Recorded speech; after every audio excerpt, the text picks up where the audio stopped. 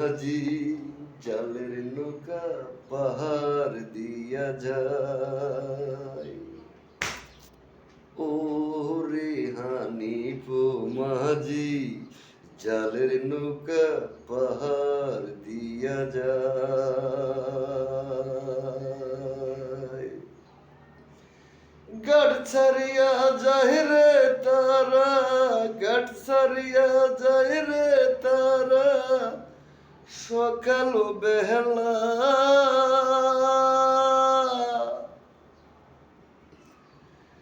ওরে নদীতে মাঝখানেতে যাইয়া তারা, ঘাট ছাড়িয়া যায় রে তারা সকাল বেলা।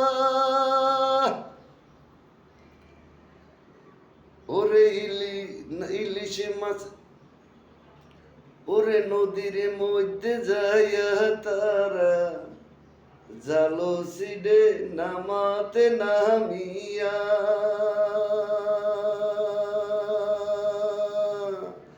ওরে হানিফ মাঝি জালের নৌকা পাহাড় দিয়া যায়।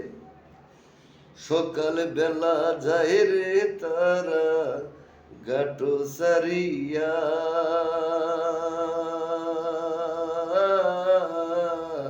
খালে দিয়ায় ওরে খালে দিয়ায় যায় রে নদী। ওরে জালো সিডে নামাতে নামিয়া।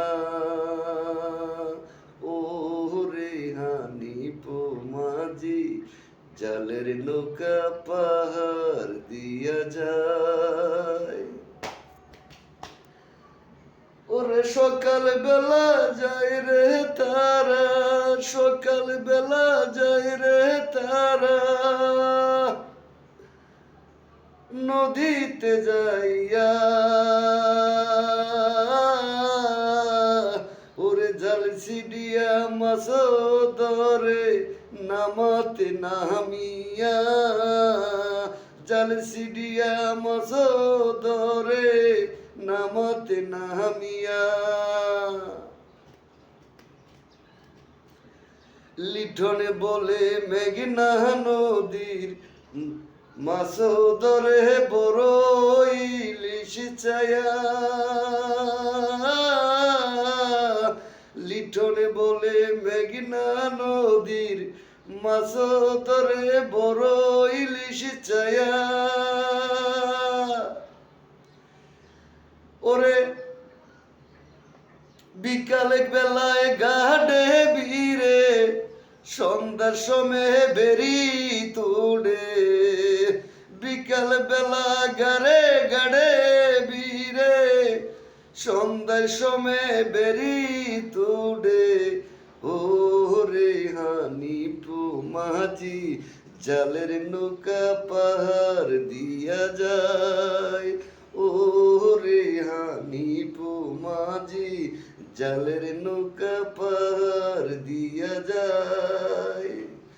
ঘাট ছাড়িয়া যায় রে তারা সকাল বেলা, ঘাট ছাড়িয়া যায় রে তারা সকাল বেলা। ও রে হানিফ মাঝি জালের নৌকা পাহাড় দিয়া যায়। তো এই পর্যন্ত রাখলাম গানটা। গানটা অনেক সুন্দর হয়েছে। গানটা মানে মাঝে মাঝে নতুন গানটা বানাইছি তো, মানে গানটা লিখতে হয়, লেখন ছাড়া গান মনে থাকে না। নতুন বানাইছি তো মাঝে মাঝে বাজতে দিতে চায়, তো টান দিয়ে ক্লিয়ার করে লাই। তো গান লিখতে হয়, গান বানাই লিখতে হয়। আমি তো লিখতে পারি না, সে ভিতরে গানটা একটু মাঝে মাঝে হালকা ছেড়ে দিব। এটা তখন গাইতে গাইতে অভ্যাস হয়ে যাবে, তখন ছেড়ে দিব। তো যাও, এটা কোনো সাবজেক্ট না। তবে গানটা শুনবেন, গানটাকে নকল করবেন না, আমার গানটা শুনবেন। গানটা আমি বানাই অনেক শখ করে বানাই, মানে আমি হিডে গান বানাই। কেন হিডে গান বানাই? আমি একবেলা শিল্পী হইতাম চাইছিলাম, আমাকে শিল্পী হতে দিল না। তো শিল্পী হতে দিন বহুত আগের থেকে আমি আমার এই গানের জগতে আমি ছোটকালের থেকে গান গাই। আমি যখন ছোটো শিশু তখন থেকে আমি গান গাইতাম। তখন আমি ইয়া দিয়ে গান গাইতাম, আবল গান গাইতাম। এখনও আমি সেই গানে গাই। এখন পর্যন্ত আমার ওই অভ্যাসটা রয়ে গেছে গান গাওয়াটা, গান গাওয়াটা আমার বানাই গান গাওয়া। তো আমার দৃশ্য দেখে অনেকেই বড় বড় শিল্পী হয়ে গেছে গান বানায়। আমার দৃশ্য, আমার গানের দৃশ্য দেখিয়া বা গানের এই দেখিয়া বা গানের কণ্ঠ বা আমার কণ্ঠ দেখিয়া বা গানের অক্ষর দেখিয়া বা গানের তথ্য দেখিয়া অনেকেই শিল্পী হয়েছে। এই বাংলাদেশে অনেকেই শিল্পী হয়েছে। তারা আজ এই জিরোর থেকে তারা আজ হিরো হয়ে গেছে।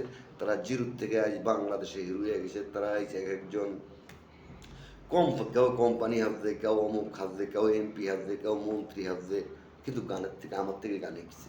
কিন্তু গাইজ তারা বলে আইস অনেকে বলে যে তাদের থেকে আমি গান শিখছি, অ্যাকচুয়ালি না, আমি তাদের থেকে গান শিখিনি। তবে হ্যাঁ, গান শিখছি দুই তিনটা গান শিখছি আমার বাবার থেকে। আমার বাবাও কিন্তু কেরম গান গাইতেন, বাবা দেখতাম রাইতে আটতো আর গান গাইতো, রাস্তা দিয়ে আমার বাইতে যাইতো, আটতো আর গান গাইতো, আটতো আর বাবা দেখতাম গান গাইতো, বাবা দেখতাম নদীতে গান গাইতো, বাবাও এরকম গান গাইতো। বাবার কাছে গানের একটা বই আছিল, বই দিকে বাবা গান গাইতেন, বাবা গান গাইতেন। আমার বাবার নাম আছিল কামারখালে পরিচিত চরবেশনের হানিফ মাঝি, এক ডাকে চরবেশনের হানিফ মাঝি। আর চরবেশনে পরিচিত ছিল হানিফ চৌধুরী, চরবেশনে পরিচিত ছিল আমার বাবা হানিফ চৌধুরী। তো যাক, বাবার আমি আজ পর্যন্ত সালাম করি। তো বাবার মরেনি, বাবা কায়া ফেলাইছে, আমার বাবা মরেনি, বাবা কায়া ফেলাইছে, বাবাই মরেনি। তো আমার বাবারে আমি সব সময়ের জন্য স্মরণ করি। আমার বাবারে আমি কারো বাবারে স্মরণ করি না, কোনো মাজারে স্মরণ করি না, কোনো উলিয়ারে স্মরণ করি না, শুধু আমার বাবারে আমি স্মরণ করি। মাঝে মাঝে আমি স্মরণ করি আমার বাবারে, হানিফ চরবেশনের হানিফ চৌধুরী। তো যাই হোক, 6 মিনিট 7 মিনিট হয়ে গেছে, এই পর্যন্ত রাখলাম। তাই গানটা মাঝে মাঝে একটু হালকা আবার গানের দ্বারা তাই গানটা মাঝে মাঝে একটু থোক্কা খাই। নতুন বানাইছি তো থোক্কা খাই, নতুন বানিয়ে কিন্তু ভিডিওটা করে নিয়েছি, যাক, এই পর্যন্ত রাখলাম। আরও কতটি কথা কইলাম, 7 মিনিট 8 মিনিট হয়ে গেছে, সেবেদা কথাটা বললাম না। তো যাও, সবাই ক্ষমা দৃষ্টি দেখবেন, আমার এই গানটি নকল করবেন না। আপনার অনুরোধ লাগে, অনেক শিল্পীর কাছে অনুরোধ লাগে যে আমার গানটি কেউ নকল করবেন না। আমি যে গানটি বলি, গানটি মন চাইলে শুনবেন না, মন চাইলে শুনবেন না, তবে গানটি কেউ নকল করবেন না।